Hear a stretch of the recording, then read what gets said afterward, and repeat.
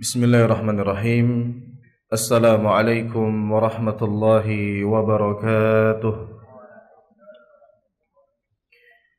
Innal hamdalillah nahmaduhu wa nasta'inuhu wa nastaghfiruh wa natubu ilaihi wa na'udzu billahi min shururi anfusina wa sayyiati a'malina. May yahdihillahu fala mudilla lahu wa may yudlil fala hadiya lahu. وأشهد أن لا إله إلا الله وحده لا شريك له وأشهد أن محمدا عبده ورسوله لا نبي ولا رسول بعده اللهم إنا نسألك علما نافعا ونعوذ بك من علم لا ينفع ربنا زدنا علما warzuqna fahma amin ya rabbal alamin. Alhamdulillah, para hadirin dan hadirat, ikhwan dan akhwat, kaum muslimin dan muslimat, rahimani wa rahimakumullah. Kita bersyukur kepada Allah Subhanahu wa taala atas segala limpahan nikmat yang Allah berikan kepada kita yang begitu banyak. Nikmat yang begitu besar. Di antara nikmat tersebut adalah Allah mudahkan langkah kaki kita untuk bisa kembali berkumpul, bertafaqquh fid din, memperbaiki dan menambah wawasan kita di dalam agama, yang mana itu semua adalah merupakan salah satu tanda Allah inginkan kebaikan pada diri seseorang.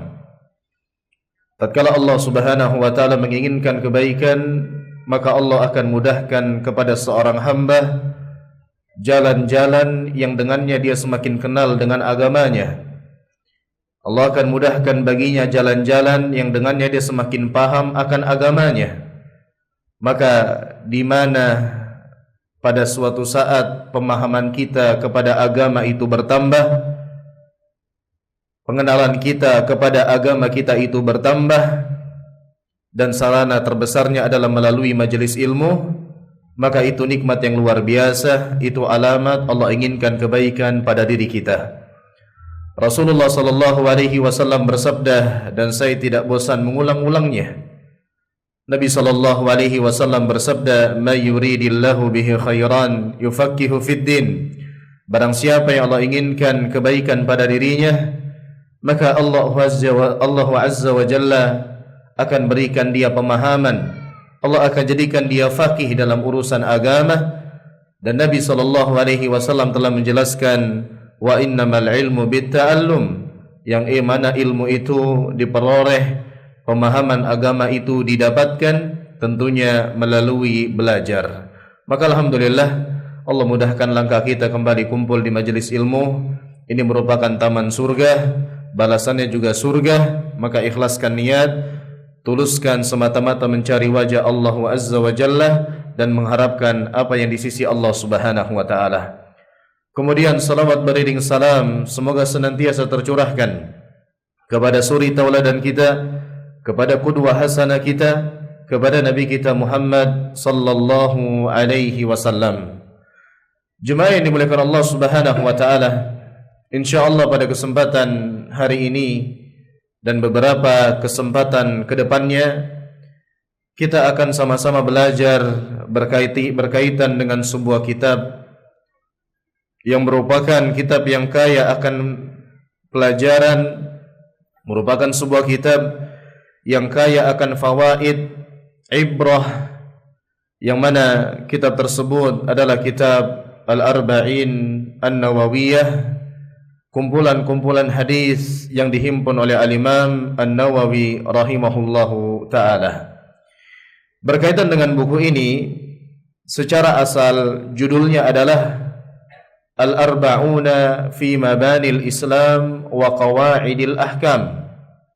Al-Arba'una fi Mabanil Islam, yaitu 40 hadis yang berkaitan dengan pondasi-pondasi keislaman.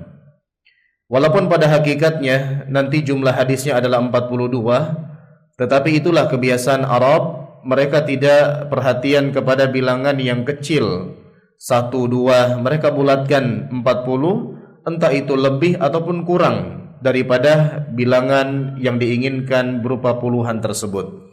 Maka semua hadisnya berjumlah 42, tetapi dinamakan Al-Arba'un fi Mabanil Islam, hadis-hadis yang membahas tentang pondasi-pondasi keislaman, wa qawaidil ahkam, dan kaidah-kaidah hukum di dalam agama Islam, atau yang seringkali didengar dan masyhur di telinga masyarakat, Al-Arba'in An-Nawawiyah, 40 hadis An-Nawawiyah yang dinisbatkan kepada penulis buku ini, yaitu Al-Imam An-Nawawi rahimahullahu ta'ala. Maka ma'asyiral muslimin rahimani wa rahimakumullah, berkaitan dengan kitab ini adalah kitab yang sangat luar biasa, kitab yang hampir diterima oleh semua kalangan, hampir di setiap ma'had, hampir di setiap pesantren-pesantren, hampir di setiap pembelajaran agama, terutama yang berkaitan dengan hadis. Maka umumnya semua penuntut ilmu mengenal kitab Al-Arba'in An-Nawawiyah.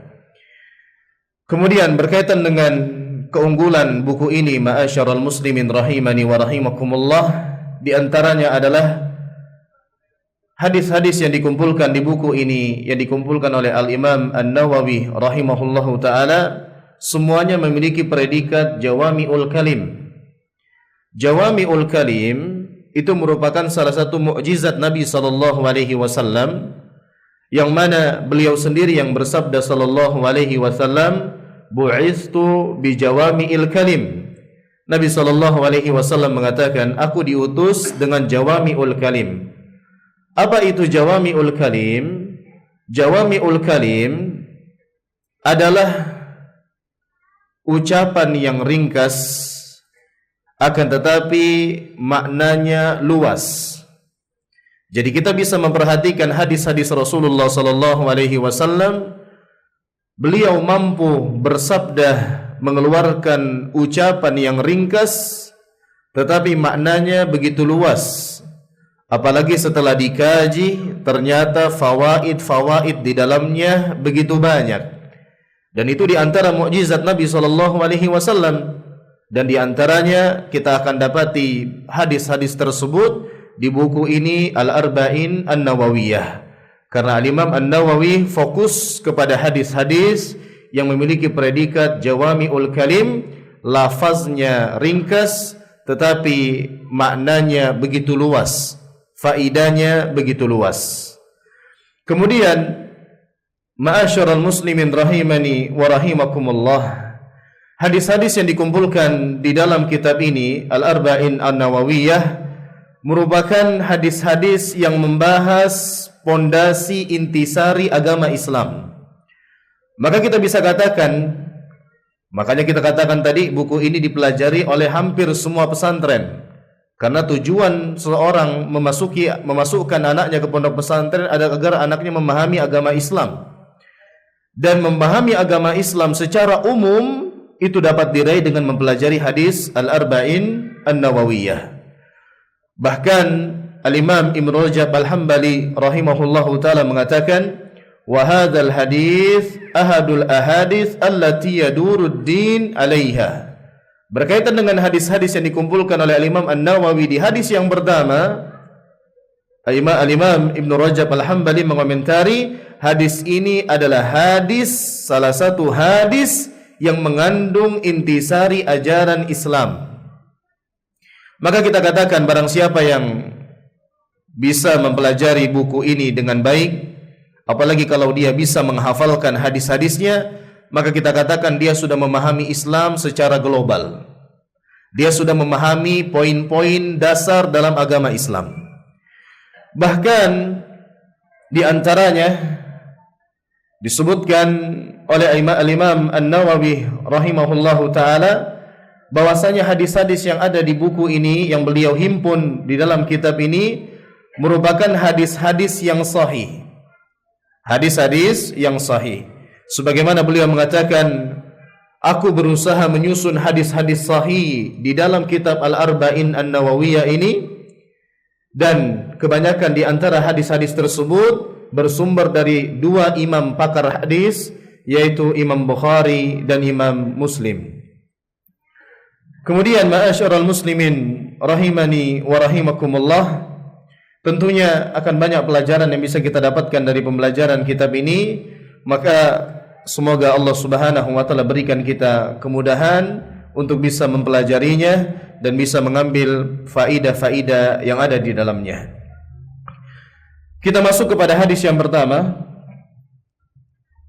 Setelah kita menjelaskan secara ringkas, secara global apa pembahasan hadis ini, apa pembahasan buku ini, dan apa yang terhimpun di dalamnya, maka kita langsung masuk kepada hadis yang pertama. An Amiril Mu'minin Abi Hafsin Umar bin Al-Khattab radhiyallahu anhu qala Sami'tu Rasulullah sallallahu alaihi wasallam yaqul innamal a'malu binniyat wa innamal likulli imri'in ma nawa faman kanat hijratuhu ila Allah wa rasulih fahijratuhu ila Allah wa rasulih wa man kanat hijratuhu lidunya yusibuha aw imra'atin yankihuha fahijratuhu ila ma hajara ilaihi. Rawahu Imam al-Muhadditsin Abu Abdullah Muhammad bin Ismail bin Ibrahim bin al-Mughirah bin Bardizbah al-Bukhari wa Abu al-Husain Muslim bin Hajjaj bin Muslim al-Kushairi an-Naisaburi fi sahihaihima allazaini huma asahhul kutubi musannafa. Ma'asyiral muslimin rahimani wa rahimakumullah. Hadis yang pertama, An Amiril Mu'minin Abi Hafsin Umar bin Al-Khattab radhiyallahu anhu qala, dari pemimpinnya orang-orang yang beriman. Amir itu artinya pemimpin. Dari pemimpinnya orang-orang yang beriman, Abu Hafsin Umar bin Khattab radhiyallahu anhu, ia mengatakan, Sami'tu Rasulullah sallallahu alaihi wasallam yaqul, aku mendengar Rasulullah sallallahu alaihi wasallam bersabda, innamal a'malu binniyat, sesungguhnya amalan-amalan itu tergantung dengan niatnya. Wa innamal likulli imri'in ma nawa, dan setiap orang akan mendapatkan sesuai dengan yang dia niatkan. Faman kanat hijratuhu ila Allah wa rasulih fahijratuhu ila Allah wa rasulih. Barang siapa yang hijrahnya itu karena Allah dan Rasulnya, artinya ikhlas karena Allah dan karena Rasulnya, fahijratuhu ila Allah wa rasulih, maka hijrahnya tersebut terhitung karena Allah dan Rasulnya, artinya adalah dianggap ibadah di sisi Allah Subhanahu wa ta'ala. Wa man kanat hijratuhu lidunya yusibuha aw imra'atin yankihuha fahijratuhu ila ma hajara ilaih. Dan barang siapa yang dia hijrahnya itu karena dunia yang ingin dia dapatkan, atau karena seorang wanita yang ingin dia nikahi, fahijratuhu ila ma hajara ilaihi, maka hijrahnya tersebut tidak bernilai ibadah dan dia mendapatkan sesuai dengan apa yang menjadi tujuan hijrahnya tersebut. Hadis ini diriwayatkan oleh dua imam hadis, imamnya para muhaddisin, yaitu Imam Bukhari dan Imam Muslim. Kedua-duanya didapati di dalam kitab sahih mereka. Al-Imam Bukhari rahimahullah di dalam kitab sahih Bukhari, dan Imam Muslim rahimahullah di dalam kitab sahih Muslim. Maka ma'asyiral muslimin rahimani wa rahimakumullah, hadis ini yang pertama berbicara tentang keikhlasan kepada Allah Subhanahu wa ta'ala, yang mana hadis ini dicantumkan oleh para ulama hampir di semua kitab-kitab hadis seakan-akan para ulama mereka memiliki kaidah bahwasanya apapun yang berkaitan dengan hadis-hadis Nabi maka dibuka dengan hadis yang pertama ini, yaitu berkaitan tentang niat. Kalau antum buka Sahih Bukhari, yang mana itu merupakan kitab hadis yang paling sahih, maka antum akan dapati hadis yang pertama adalah hadis yang kita baca saat ini, innamal a'malu binniyat. Kemudian juga diantaranya adalah kalau antum membuka buku hadis Umdatul Ahkam, maka antum akan dapati diawali dengan hadis innamal a'mal binniyat.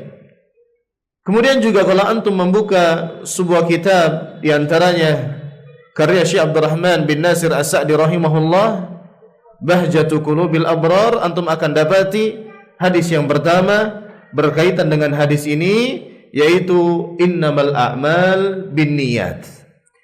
Kenapa para ulama seakan-akan memiliki rumus bahwasanya tatkala mereka menulis kitab-kitab hadis mereka mengawali dengan hadis ini? Itu bukan tanpa alasan, itu bukan tanpa sebab.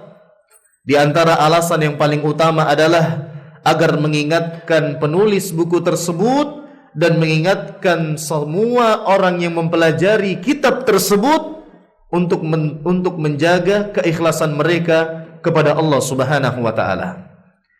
Maka kita bisa katakan sehebat apapun amalan kita ma'asyiral muslimin, sehebat apapun ibadah kita, sehebat apapun yang kita kerjakan, apabila semuanya tidak dibangun di atas keikhlasan, semuanya akan sia-sia. Sehebat apapun amalan kita, sebanyak apapun kebaikan yang kita lakukan, kalau tidak didasari dengan niat yang ikhlas, maka itu semua ibaratkan debu-debu yang berterbangan, tidak akan diterima oleh Allah Subhanahu wa taala. Bukankah Allah Subhanahu wa taala berfirman di dalam Al-Qur'an dalam surat Al-Bayyinah, "Wa ma umiru illa liya'budullaha mukhlishina lahuddin." Tidaklah manusia diperintahkan kecuali untuk beribadah kepada Allah semata-mata menjalankan agama, memurnikan agama. Apa itu murni? Ikhlas. Murni dari segala kesyirikan, murni dari segala sum'ah, riya, ujub dan sebagainya. Maka ma'asyiral muslimin, ini juga sebagai peringatan bagi kita. Imam An-Nawawi menjadikan hadis ini yang pertama bukan tanpa alasan. Itu semua untuk menyadarkan beliau dan juga menyadarkan kita, sehebat apapun amalan kita, kalau tidak ada keikhlasan semuanya sia-sia. Maka ma'asyiral muslimin rahimani wa rahimakumullah, jagalah niat-niat kita.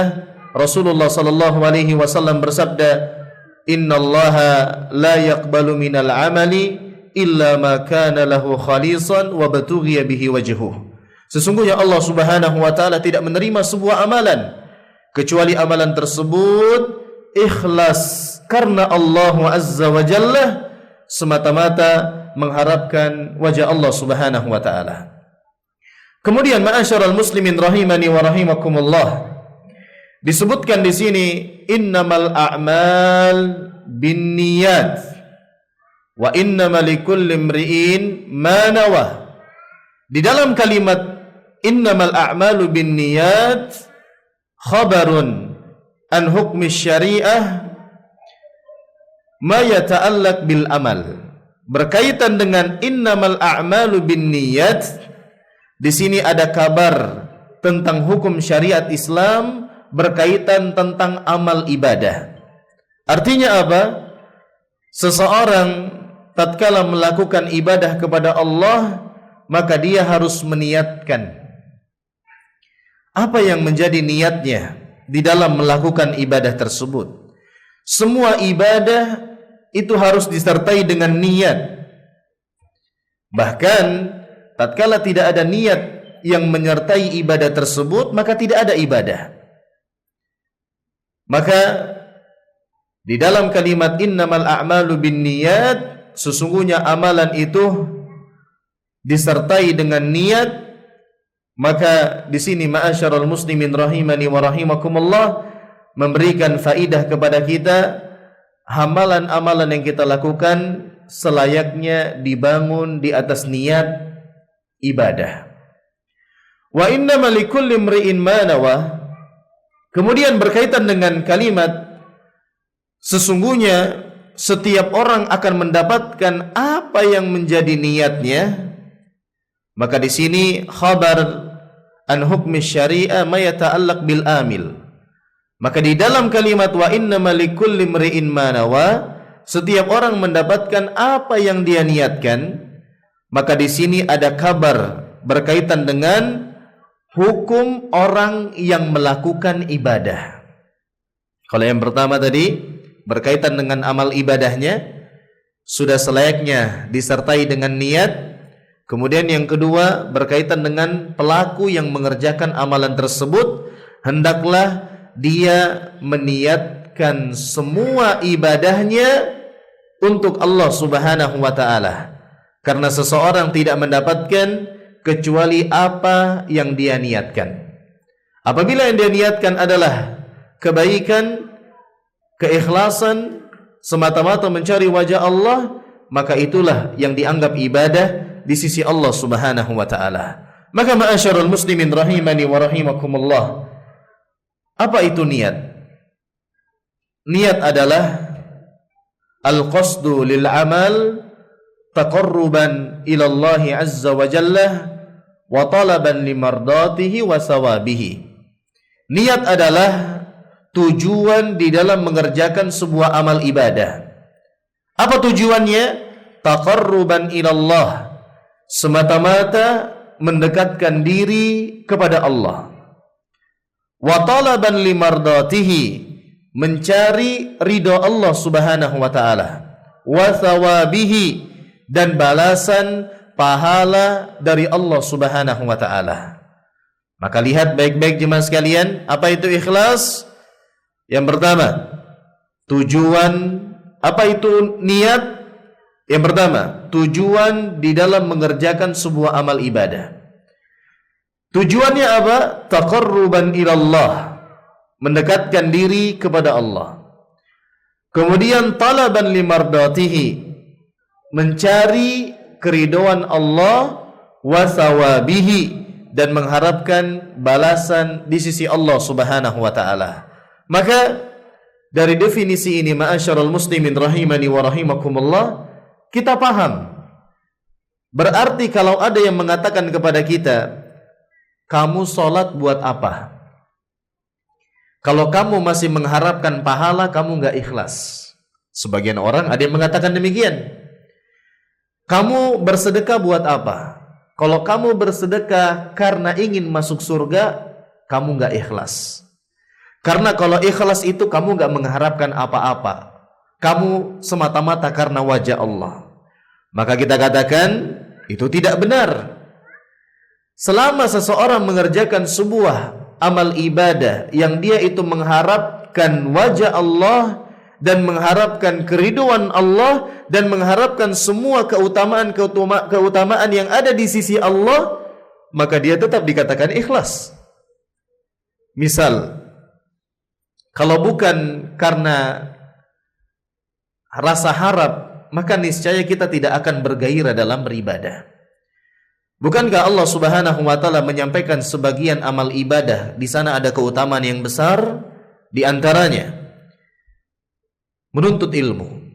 Bukankah Rasulullah sallallahu alaihi wasallam bersabda, "Wa man salaka tariqan yaltamisu fihi ilma, sahalallahu lahu bihi tariqan ilal jannah." Barang siapa yang meniti jalan untuk menuntut ilmu, Allah akan mudahkan jalannya menuju surga. Kira-kira kenapa antum menuntut ilmu? Kita ingin masuk surga.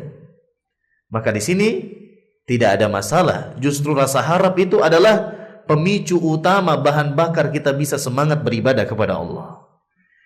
Kemudian di antaranya lagi, Allah Subhanahu wa ta'ala menjanjikan melalui sabda Rasulullah sallallahu alaihi wasallam, "Rak'atal fajri khairun minad dunya wa ma fiha." 2 rakaat qabliyah sebelum salat subuh itu pahalanya lebih baik daripada dunia dan seisinya. Kenapa antum kerjakan? Mengharapkan pahala yang lebih baik daripada dunia dan seisinya. Maka di sini jelas, tatkala ada orang, dan itu ada, tidak tahu antum sudah sampai ada yang ngomong seperti itu atau tidak, tapi ada orang yang mengatakan demikian. Kamu kalau kamu sholat itu masih ngarap surga, masih harap pahala, kamu tuh nggak ikhlas, ada maunya kamu. Maka kita katakan, selama orang mengerjakan sebuah ibadah, sebuah ketaatan, berharap dengan apa yang ada di sisi Allah, dengan apa yang Allah janjikan, baik melalui Al-Quran maupun melalui hadis-hadis Nabi SAW, dia tetap dikatakan ikhlas. Maka kapan seseorang tidak dikatakan ikhlas? Tatkala dia mengharapkan kepada sesuatu yang tidak ada di sisi Allah.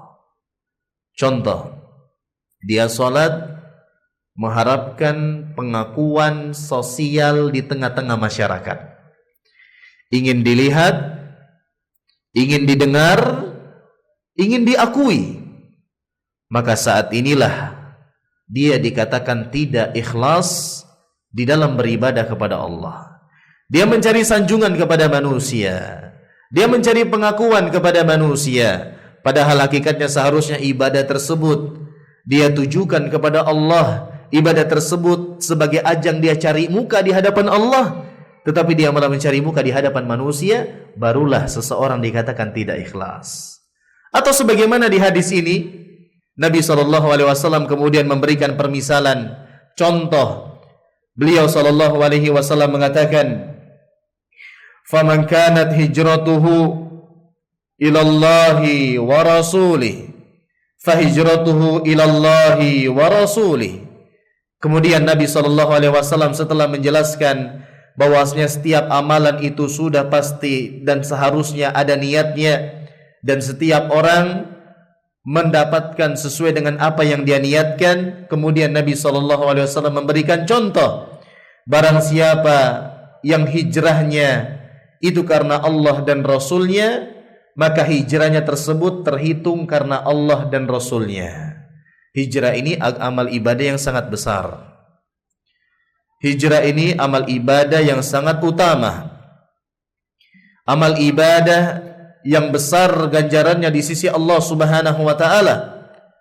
Dan tatkala seseorang itu berhijrah karena Allah Azza wa Jalla dan karena Rasulnya sallallahu alaihi wasallam, maka disitulah dia bernilai ibadah di sisi Allah Subhanahu wa ta'ala. Akan tetapi, barang siapa yang hijrahnya, wa man kanat hijratuhu lidunya yusibuha, barang siapa yang hijrahnya karena dunia yang ingin dia dapatkan, dunia, dia hijrah. Kenapa hijrah? Supaya dapat pekerjaan, supaya bisa berniaga, supaya bisa dapat ini dari sesuatu yang berbau dunia. Aw imra'atin yankihuha, atau karena wanita yang ingin dia nikahi. Dia hijrah ke sebuah tempat bukan karena Allah dan Rasulnya, tapi karena ingin menikahi wanita di tempat tersebut. Maka apa kata Nabi? Fahijratuhu ila ma hajara ilaihi. Maka hijrahnya, ibadahnya tadi itu tidak bernilai ibadah dan hanya dianggap dan dia mendapatkan sesuai dengan apa yang menjadi dasar niatan dia melakukannya. Maka ma'asyarul muslimin rahimani wa rahimakumullah, lihatlah amal ibadah yang begitu besar, hijrah, tatkala seseorang tidak membangunnya di atas keikhlasan, maka tidak bernilai ibadah di sisi Allah Subhanahu wa taala. Adapun hijrah di dalam hadis ini makna secara umum berkaitan dengan seseorang meninggalkan hal yang diharamkan oleh Allah. Secara umum hijrah itu apa? Meninggalkan sesuatu yang Allah haramkan, meninggalkan sesuatu yang Allah murkai kepada keridhaan Allah. Nabi SAW bersabda, "Al-muhajiru man hajara ma nahallahu anhu." Orang yang muhajir, orang yang berhijrah adalah mereka yang meninggalkan yang dilarang oleh Allah Subhanahu wa taala. Tapi secara khusus, dan yang ada di hadis ini, maksud hijrah di dalam hadis ini adalah hijrahnya para sahabat dari kota Mekkah menuju kota Madinah. Mereka berhijrah meninggalkan tempat kampung mereka, menuju ke kota Madinah untuk menyelamatkan tauhid, untuk menyelamatkan agama mereka. Maka itu amal ibadah yang sangat besar. Kalau mereka yang berangkat hijrah itu karena Allah dan Rasulnya, mereka mendapatkan keutamaan, mendapatkan pahala di sisi Allah, dan mendapatkan keutamaan bersama Nabi SAW. Tapi barang siapa yang membangun hijrahnya bukan karena Allah, karena dunia, karena wanita, maka dia tidak bernilai ibadah. Dia mendapatkan sesuai dengan apa yang dia niatkan. Kemudian kenapa Rasulullah SAW mengambil contoh hijrah di sini? Ada beberapa sebab. Di antaranya, hijrah adalah amal ibadah yang sangat besar. Hijrah adalah amal ibadah yang sangat besar. Maka Nabi SAW langsung mengambilkan perumpamaan amal ibadah yang besar sekalipun, tatkala Anda tidak menyertai keikhlasan di dalamnya, tidak akan bernilai ibadah di sisi Allah. Apalagi sudah amal ibadahnya kecil, gak ikhlas lagi. Maka itu di antara faidahnya. Kemudian di antaranya lagi, kenapa Nabi SAW mencari atau mensertakan contoh sebuah amalan hijrah di sini? Di antara sebabnya juga adalah karena di masa itu kebiasaan orang Arab, mereka tidak mengenal istilah hijrah. Jadi orang Arab itu memiliki kebiasaan, pokoknya aku tuh berpegang teguh kepada kampung halamanku. Mati-matian pokoknya kampung halamanku. Itu kebiasaan orang Arab. Mereka, apapun yang terjadi, mereka tetap ada di kampung halaman mereka. Bahkan mereka terjadi peperangan gara-gara mempertahankan tanah kelahiran mereka. Tatkala turun perintah hijrah, maka ini sebagai ujian bagi para sahabat yang beriman kepada Allah dan Rasulnya, sebagai ujian bagi mereka, benarkah cinta mereka kepada Allah? Dan ternyata terbukti, tatkala mereka diperintahkan berhijrah, mereka pun berhijrah bersama Nabi SAW dan membuktikan bahwasanya cinta mereka kepada Allah lebih besar daripada kecintaan mereka kepada kampung halaman mereka. Sehingga karena besarnya amal ibadah hijrah tersebut, Allah menyebutkan secara spesifik di dalam Al-Quran. Dalam surat At-Taubah, Allah Subhanahu wa taala berfirman, "Was-sabiqunal awwalun minal muhajirin wal ansar والذين اتبعوهم بإحسان رضي الله عنهم ورضوا عنه وأعد لهم جنات تجري تحتها الأنهار خالدين فيها أبدا ذلك الفوز العظيم." Orang-orang yang terdahulu, yang telah mendahului kita di dalam memeluk agama Islam, dari kalangan orang-orang muhajir yang berhijrah dari kota Mekah ke kota Madinah, Allah sebutkan mereka dalam Al-Quran. Wal ansar, dan penduduk kota Madinah, dan orang-orang yang mengikuti mereka dengan baik, Allah ridho kepada mereka dan mereka ridho kepada Allah. Apa balasan mereka? Wa a'adda lahum jannatin tajri min tahtihal anhar. Wa a'adda lahum jannatin tajri tahtihal anhar, dan Allah menyiapkan surga yang mengalir di bawahnya sungai-sungai, mereka kekal di dalamnya. Dzalikal fawzul azim, dan itulah balasan kemenangan yang sangat besar. Maka ma'asyiral muslimin, ibadah hijrah ibadah yang sangat luar biasa. Ini juga sebagai pelajaran bagi kita, tatkala kita berada di sebuah tempat, di sebuah negara, di sebuah wilayah, atau mungkin secara lingkup kecil di tempat kerja, ternyata kita tidak bisa menegakkan ibadah kita di sana, tidak bisa menegakkan identitas kita sebagai seorang muslim di sana, maka lakukan hijrah sesuai dengan yang kita butuhkan. Agar apa? Menyelamatkan agama kita. Sebagaimana para sahabat, mereka hijrah ke kota Madinah untuk menyelamatkan tauhid, menyelamatkan agama mereka. Maka ini tetap terus disyariatkan sampai hari ini bagi mereka yang tidak bisa menegakkan agamanya di sebuah tempat, di sebuah daerah, atau mungkin di sebuah tempat kerjanya, maka carilah tempat yang lain, karena sesuatu yang dengannya tidak bisa sempurna maka hukumnya wajib. Kita diperintahkan oleh Allah untuk ibadah. Ibadah wajib bagi kita, dan sesuatu yang tidak sempurna kecuali dengannya maka itu wajib juga. Seorang diperintahkan oleh Allah untuk beribadah, dan dia tidak bisa beribadah di tempat tersebut kecuali dengan pindah, maka pindah tersebut juga menjadi wajib bagi dia. wa ma la yatimmul wajibu illa bihi fahuwa wajib. Apa saja sesuatu yang wajib yang tidak bisa tersempurnakan, terjalankan dengan sesuatu, maka sesuatu tersebut pun menjadi wajib. Di antaranya adalah berhijrah. Kemudian ma'asyiral muslimin rahimani wa rahimakumullah, tadi kita juga sebutkan secara umum, hijrah itu di antaranya adalah meninggalkan sesuatu yang dimurkai Allah menuju kepada yang diridhai oleh Allah. Kita juga sudah banyak mengenal di istilah kaum muslimin, di istilah masyarakat, istilah hijrah. Pemuda hijrah, ikhwan hijrah, ini hijrah, dan seterusnya. Maka ingat, itu semua ibadah kalau tidak dibangun di atas keikhlasan maka sia-sia. Maka luruskan niat karena Allah Subhanahu wa taala. Maka ma'asyiral muslimin rahimani wa rahimakumullah, sebagai penutup ada seorang syekh bernama Dr. Abdus Salam Asywair. Beliau menambahkan fawaid atau menambahkan faidah di dalam syarah beliau berkaitan dengan hadis ini. Beliau mengatakan niat itu adalah amalan hati, dan berkaitan dengan amalan hati harus terpenuhi 3 perkara.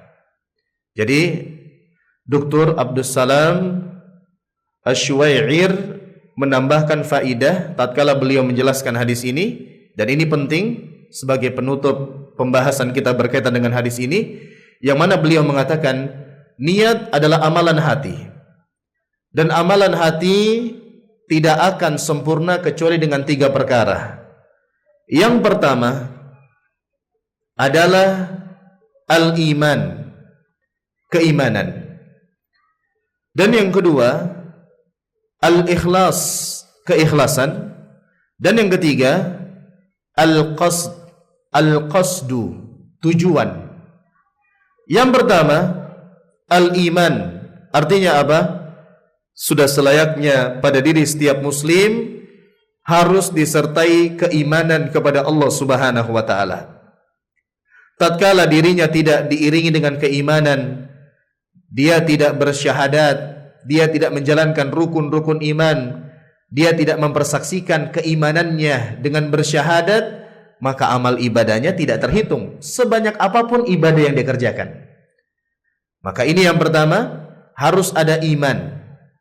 Allah tidak menerima kebaikan seseorang kecuali dibangun di atas keimanan kepada Allah Subhanahu wa taala. Kemudian yang kedua, al-ikhlas. Setelah seorang itu beriman, dia harus ikhlas di dalam mengerjakan amalan yang dikerjakan. Tatkala dia tidak ikhlas, maka sia-sia. Sebagaimana yang sudah kita jelaskan, Nabi SAW bersabda, "Innallaha la yaqbalu minal amal illa ma kana lahu khalisan wa batughiya bihi wajhuh." Allah tidak menerima amal ibadah kecuali yang ikhlas semata-mata mengharapkan wajah Allah Azza wa Jalla. Maka seorang yang beriman kepada Allah, antum dan kita semua, tatkala beribadah, luruskan niat hanya karena Allah.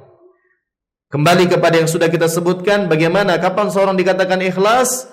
Tatkala dia mengerjakan taqarruban ilallah, mengharapkan untuk mendekatkan dirinya dengan Allah, talaban limardatihi, mengharapkan keridhaan Allah, wa talaban li thawabihi, dan mengharapkan ganjaran-ganjaran yang ada di sisi Allah. Maka itu tujuan kita, tidak ada yang lain. Kemudian yang ketiga, al-qasdu, tujuan. Apa maksud tujuan?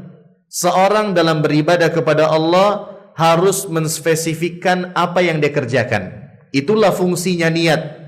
Fungsinya niat diantaranya, satu, membedakan antara ibadah yang satu dengan ibadah yang lainnya. Dua, membedakan kebiasaan dengan ibadah.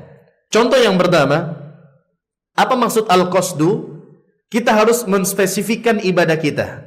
Karena ibadah itu ada yang wajib, ada yang sunnah, ada yang mutlak. Sunnah pun ada yang rawatib, ada yang mutlak. Kemudian berbagai jenisnya begitu banyak, dan seringkali antara satu dengan yang lainnya berbeda hukum tapi kefiatnya sama. Sekarang, bagaimana seseorang bisa membedakan salat zuhurnya dengan salat asarnya? Dikatakan pasti dengan niat. Coba orang yang jamak takhir, dia menjamak salat zuhur, dia akhirkan ke asar. Apa yang membedakan mana zuhur mana asar? Kembali kepada niat. Atau mungkin dia menjamak takdim, asar ditarik ke zuhur, sama-sama 4, nggak ada bedanya kaifiatnya. Apa yang membedakan mana yang dikerjakan lebih dahulu? Kembali kepada niatnya. Harus dispesifikkan. Kemudian juga misalnya yang berbeda hukum. Seorang masuk masjid tatkala muazin telah mengumandangkan azan salat subuh. Dia salat 2 rakaat qabliyah subuh dengan salat 2 rakaat subuhnya, apa yang berbeda kaifiatnya? Tidak ada perbedaannya. Maka apa yang membedakannya? Kembali kepada niat. Maka antum tatkala beribadah, spesifikkan niat antum agar benar-benar tertuju apa yang antum inginkan. Terus kemudian di antara fungsi ibadah membedakan mana kebiasaan, mana ibadah. Contohnya mandi. Mandi ada kalanya bernilai ibadah, ada kalanya bernilai kebiasaan saja. Orang yang mandi seperti mandi junub, maka itu mandi ibadah. Sama orang yang mandi hanya sekedar dingin-dinginan, sekedar hanya untuk basah-basahan, hanya sekedar untuk bersih-bersih, maka itu terhitung kebiasaan. Maka apa yang membedakan mandi junub dengan mandi biasa? Kembali kepada niat. Maka itulah fungsi niat. Kita harus spesifikkan apa yang kita kerjakan. Bahkan saking pentingnya permasalahan niat, kebiasaan-kebiasaan kita semua bisa bernilai ibadah. Dengan apa? Dengan niat. Antum tahu apa perintah yang paling utama? Apa tujuan Allah menciptakan kita selaku manusia? Untuk apa Allah ciptakan kita? Beribadah. Dalilnya mana? Wa ma khalaqatul jinna wal insa illa liya'budun. Oke. Kita sepakat Allah ciptakan kita untuk ibadah. Sekarang, salat antum dalam sehari berapa jam? Taruhlah satu salat 20 menit. Sehari salat yang wajib berapa kali? 5 kali, 100 menit. Baca Al-Quran antum berapa kali? Berapa banyak dalam sehari? Taruhlah 2 jam, kurang lebih baru 4 jam dapatnya. Antum kerja dalam sehari berapa jam? 8. Antum tidur berapa jam? Sebagian orang mengatakan paling sedikit 8, sudah 16. Sedangkan sholat dengan ngaji antum gak sampai 4 jam. Bagaimana antum menjalankan ayat tidaklah aku menciptakan jin dan manusia kecuali untuk ibadah kepadaku, kata Allah. Bagaimana menerapkan hadis ini sementara urusan kerja kita, urusan tidur kita lebih banyak daripada ibadah kita? Jawabannya dengan niat. Tatkala antum kerja, sebagian orang ada yang pergi kerja hanya sekedar rutinitas harian. Kenapa berangkat kerja? Ya kita mau makan apa kalau nggak kerja? Kenapa berangkat kerja? Ya memang ini udah waktunya kerja. Tapi ada di sana orang yang tatkala dia pergi hingga pulangnya bernilai ibadah. Kapan? Tatkala dia meniatkan, kenapa saya bekerja? Karena saya laki-laki, ar-rijal qawwamuna 'alan nisa. Laki-laki diangkat derajatnya di atas kaum wanita disebabkan nafkah mereka. Maka saya bekerja, saya keluar rumah untuk memenuhi kewajiban saya yang diwajibkan oleh Allah, memenuhi keluarga. Saya ingin menjadi suami yang terbaik untuk keluarga saya. Sebagaimana Nabi mengatakan, khairukum li ahli wa ana khairukum li ahli. Sebaik-baik kalian adalah yang paling baik kepada keluarga kalian. Maka terhitunglah kerja kita semua itu ibadah. Makan Anda, sebagian orang ada yang makannya berhitung hanya sekedar menghilangkan lapar, tapi ada orang yang tiap suapan itu berpahala. Bagaimana? Ada orang yang makan, kenapa makan? Ya sudah waktunya makan, wayahe. Ya itu ya hanya sekedar gak apa-apa, permasalahan dunia, permasalahan yang mubah-mubah saja. Tapi ada orang yang makan dia dapat pahala. Kenapa makan? Agar saya kuat, agar saya tidak sakit, agar ibadah saya lancar kepada Allah. Maka setiap suap yang dia berikan kepada dirinya atau kepada keluarganya bernilai pahala, ibadah. Tidur pun demikian. Sebagian orang kenapa tidur? Ya nggak mau ngapa-ngapain lagi. Kenapa tidur? Ya sudah malam tidur. Hanya sekedar menjalankan rutinitas harian, kebiasaan.